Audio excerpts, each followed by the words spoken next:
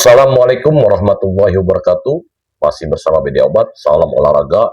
Edisi kali ini gue pengen membahas yang lagi rame nih ya, nyinyiran-nyinyiran para netizen ya, yang menyatakan bahwa ini bukan timnas Indonesia, tapi timnas Belanda. Kenapa sih banyak pemain diaspora? Kenapa kan orang lokal banyak, kan kita penduduknya banyak. Oke, kali ini kita akan bahas dan plus minus dari Patrick Kluivert ya, yang ketika berhadapan dengan Bahrain. Seperti apa? Saksikan hanya di BD Obat edisi Bola Nasional. Oke, kali ini gue pengen bahas yang pertama untuk membantah para nyinyir-nyinyir ya, orang netizen ya, yang tidak paham sepak bola. Mungkin, pasti tujuannya itu hanya sekedar nyinyiran ya, dan pasti dia tidak mengerti sepak bola. Oke, kita bahas yang pertama ya. Kenapa timnas sekarang banyak pemain naturalisasi ya, yang bisa kita sebut diaspora ya. Dan kenapa kok diributkan hal seperti itu? Bukannya sudah lumrah ya untuk pemain-pemain naturalisasi ya, bukan hanya di timnas Indonesia, di Maroko, di Prancis, di Itali pun ada pemain-pemain naturalisasi, ya kan?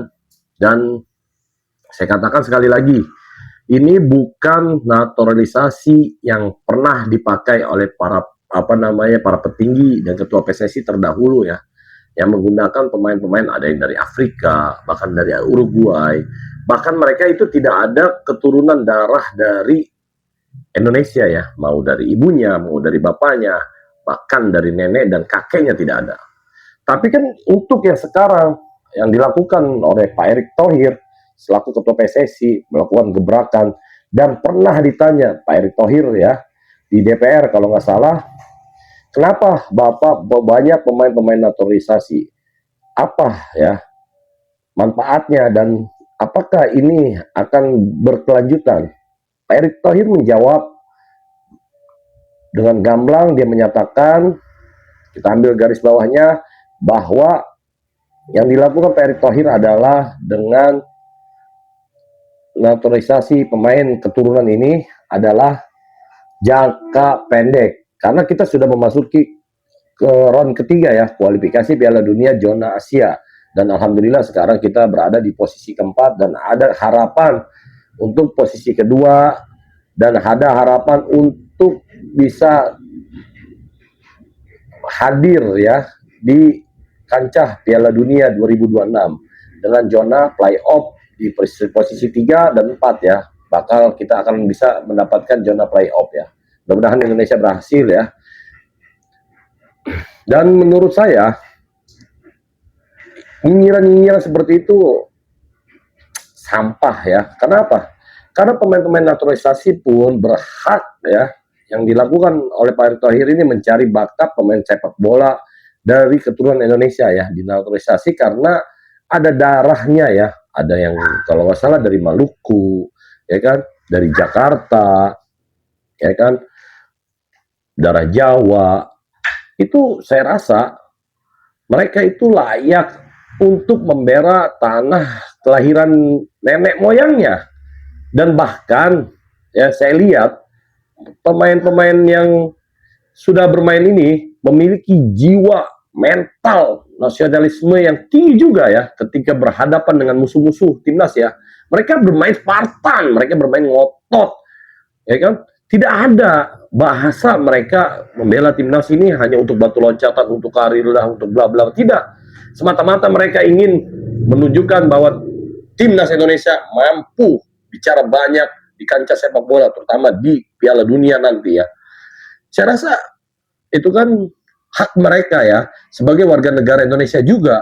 Walaupun mereka kelahirannya ada di Belanda, ya kan, ada yang di pokoknya di Eropa lah ya. Cuma kan mereka ada darah keturunan nenek, entah dari kakeknya, entah dari neneknya, atau dari bapak dan ibunya ya. mereka masih berdarah Indonesia dan mereka pun wajib ya kan untuk berbuat banyak membela negara Indonesia ini dengan sepak bola dengan kemampuan skillnya. Menurut saya apa yang dilakukan Pak Erick Thohir bagus, ya kan? Saya bangga ya dengan permainan yang ditunjukkan, peningkatan ya sepak bola Indonesia ya. Sekarang ini sudah masuk ke round ketiga, ini sudah luar biasa. Saya berharap ada suatu keajaiban ya dan bisa Indonesia lolos ke Piala Dunia ya. Entah dari jalur playoff atau juara 2 langsung ya di peringkat klasemen, kita di bawah Jepang nanti ya. Mudah-mudahan yang terbaik akan muncul nanti di edisi adanya Indonesia di Piala Dunia 2026. Menurut saya langkah Pak Erick Thohir tepat, tapi Pak Erick Thohir mohon maaf nanti pun akan kesulitan ya untuk membina pemain-pemain yang selanjutnya ya. Di era JEJS kan pasti nanti ada di bawahnya ya. Seharusnya Pak Erick Thohir memfasilitasikan setiap di wilayah-wilayah daerah-daerah terutama ya yang memiliki bakat-bakat sepak bola, coba dong buat SSB sepak bola gratis ya, setidaknya mereka difasilitaskan untuk dari usia dini ya agar mereka bisa menunjukkan kualitasnya, bersemangat ya. Dan dengan adanya pengambilan dari pemain diaspora yang naturalisasi pemain keturunan ini membuat pemain-pemain yang lain yang bermain di Liga 1 atau di bawah mereka yang muda-muda ini makin semangat ya melihat track bagus tim nasional saat ini ya. Ya menurut saya tepat yang dilakukan Pak Erick, cuma itu kan jangka pendek ya. Untuk jangka panjangnya saya berharap Pak Erick Thohir mampu membuat suatu SSB sepak bola di daerah-daerah untuk menyaring bakat pemain-pemain ya kan unggulan yang ada di daerah-daerah untuk menunjukkan kualitasnya. Saya rasa itu yang saya harapkan dari Pak Erick Thohir nanti langkah ke depannya ya.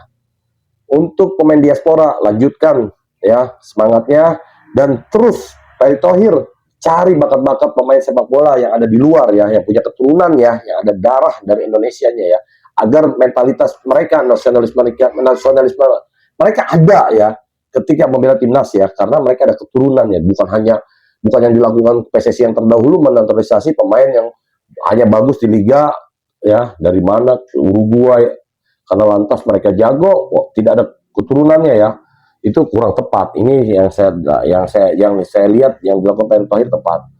Dan mengenai minus dari Patrick Kluivert adalah kemarin ketika berhadapan dengan Bahrain adalah ketika Indonesia sudah unggul 1-0 berhadapan dengan Bahrain, kenapa ada sifat puas diri dong? Ada sifat puas diri yang muncul dari Patrick Kluivert, bangga dengan menang 1-0, padahal waktu ketika itu masih panjang Pak. Di babak kedua Bapak melakukan langkah-langkah yang salah. Pak Patrick Kluivert salah. Kenapa Tom Hea diganti Ipar Jenner ya? Sedangkan Tom Hea adalah nyawa ya di lapangan tengah. Ketika itu kalau nggak salah ditarik di menit 68 digantikan Ipar Jenner. Saya rasa seharusnya ketika Ipar Jenner masuk Polisi kalau nggak salah pemain naturalisasi yang baru itu ya yang keturunan Maluku, seharusnya dia yang diganti oleh Ipar Jenner sehingga permainan sudah nyetel antara Tom Hea dan Ipar Jenner lebih hidup lagi. Dan kenapa Van Dijk diganti juga ya kan, dan Romeni pencetak gol pun diganti oleh Sananta di menit-menit akhir.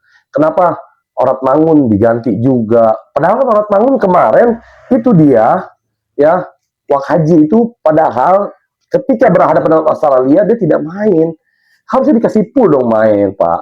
Dan kenapa tiba-tiba mengganti formasi dengan 5-3-1?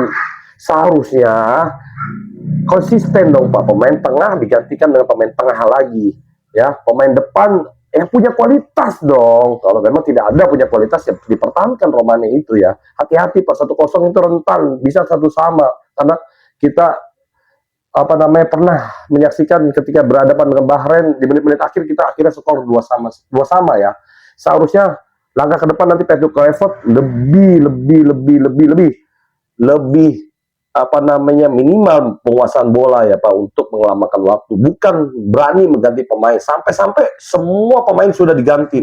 Akhirnya ketika itu Rido cedera, ya dipaksakan akhirnya dia main, karena kalau tidak dipaksakan maka timnas Indonesia akan bermain dengan 10 orang di menit terakhir itu, kalau nggak salah masih menit 89 Pak. Coba bayangin Pak Petruk Krepet, tolong Pak Patrick ya, Bapak harus ngemat-ngemat lah ya untuk mengganti pemain, jangan sampai full pengganti pemain habis, minimal sisakan satu buat seperti hal kejadian Rido kemarin ya. Untuk Rido bermain dengan Spartan dan bagus sekali, dan timnas Indonesia walaupun menang 1-0 ya, itu deg-degan. Iya, karena apa yang dilakukan Patrick Kluivert itu menurut saya salah. Seharusnya pemain-pemain yang punya kualitas ditahankan dulu Pak. Yang akhirnya apa? Dari pemain-pemain yang dimasukkan ya, ketika itu di babak kedua Ever Jenner, ya kan, Eliano, Ricky Kambuaya, terus Sananta, ya kan, Sandy Walsh. Padahal kelima-limanya hanya satu yang pas, yaitu Ricky Kambuaya ketika main. Eliano membuang-buang peluang. Yang menurut saya intinya Petruk Kluivert harus lebih, ya kan, bijak untuk mencari penggantian pemain ya.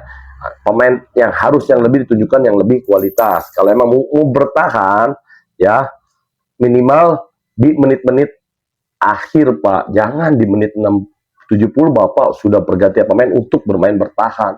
Oke, sekian dari BD untuk edisi sepak bola kali ini. Terima kasih.